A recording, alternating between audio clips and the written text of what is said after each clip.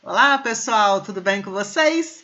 Vamos agora iniciar o nosso PET da semana 4, nosso PET volume 2, e vamos abri-lo nas páginas 12 e 13. Hoje nós vamos trabalhar a carta de Pero Vaz de Caminha, e eu acho que é uma aula que a gente tem que aguçar um pouco o nosso senso crítico, boas ideias para funcionar, e observar, será, que os portugueses que descobriram o Brasil, será que ele já tinha sido descoberto? Porque já tínhamos alguns índios aqui. Será que no Brasil não tinha cultura? Que os índios não tinham a cultura deles? Eu vou deixar um monte de pulguinha atrás da orelha de vocês. Então vamos, tiçar esse senso crítico aí e pôr as ideias para funcionar. Então vamos ver o que fala a carta. Então, essa carta de Pero Vaz de Caminha, como nós assistimos, no nosso PET semana 3, ele faz parte da leitura de informação, que era também conhecida como a literatura de viajantes. Por quê? Porque ela passava informações lá para Dom Manuel, lá para Portugal. E aprendemos na nossa aula anterior que existia literatura de formação, que era aquela que era para formar, que era pelos jesuítas, Tinha catequese. Então, a carta de Pero Vaz de Caminha, ela faz parte da literatura de informação. Pero Vaz de Caminha, que Pero é uma variação do nome Pedro, ele foi um escrivão oficial da expedição, que trouxe Pedro Álvares Cabral e sua armada às terras brasileiras. Então, Pero Vaz de Caminha, ele tinha a função de relatar tudo o que acontecia durante a viagem. Então, ele iniciou os relatos que hoje chamamos de literatura de informação, escrevendo a carta ao rei Dom Manuel sobre o achamento do Brasil, ou carta de Pero Vaz de Caminha. Então, algumas pessoas até, olham essa carta como se fosse a certidão de nascimento do Brasil. Que eu tenho as minhas críticas e eu vou deixar vocês, com aquela pulguinha que eu falei atrás da orelha para colocar a cabecinha para funcionar. Então, no documento oficial, eles enxergam, como se fosse a certidão de nascimento do nosso país. Então, essa carta é um precioso relato do encontro dos portugueses com a terra, com os indígenas que aqui habitavam. Porque vai relatar tudo, desde a chegada deles e como que foi essa recepção pelos índios, como que foi a percepção dele. Então, o Pero Vaz, ele registrou todos os detalhes que viu. Falou sobre os aspectos da terra e do seu potencial econômico.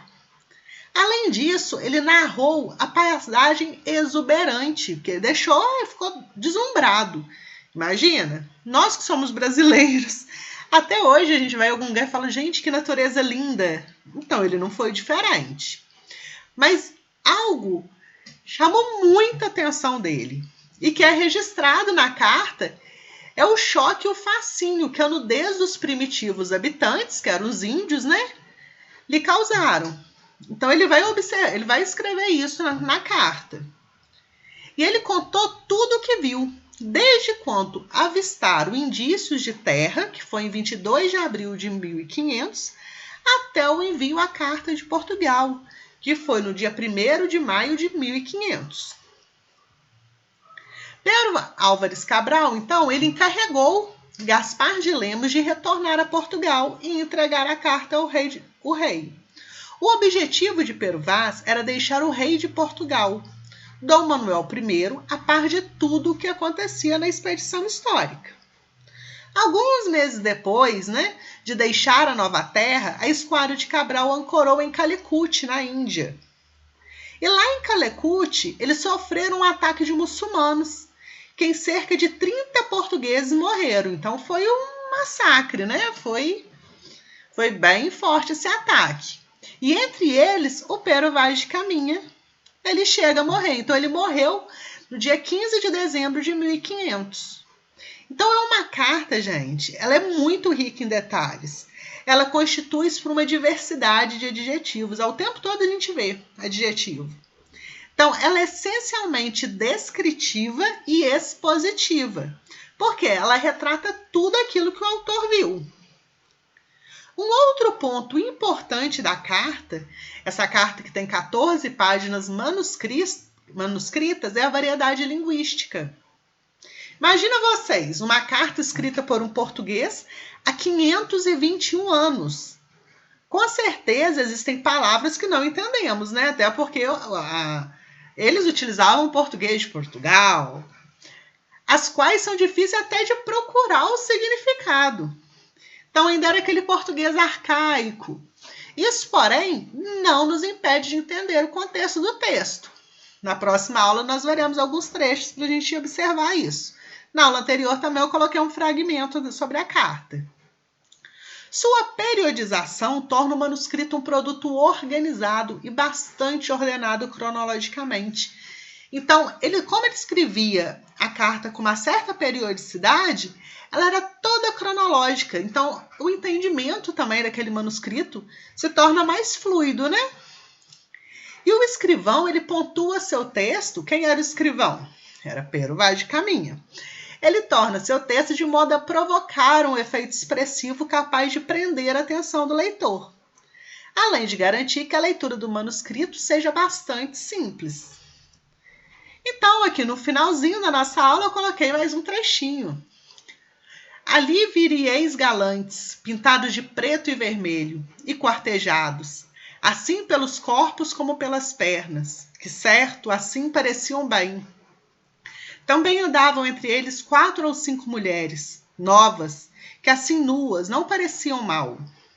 Entre elas andava uma, com uma coxa, do joelho até o quadril e a nádega, toda tingida daquela tinta preta, e todo o resto da sua cor natural. Outra trazia ambos os joelhos com as curvas assim tintas, e também os colos dos pés e suas vergonhas tão nuas, e com tanta inocência assim descobertas, que não havia nisso desvergonha nenhuma. Então aí dá para observar, né, o encantamento pelas Índias.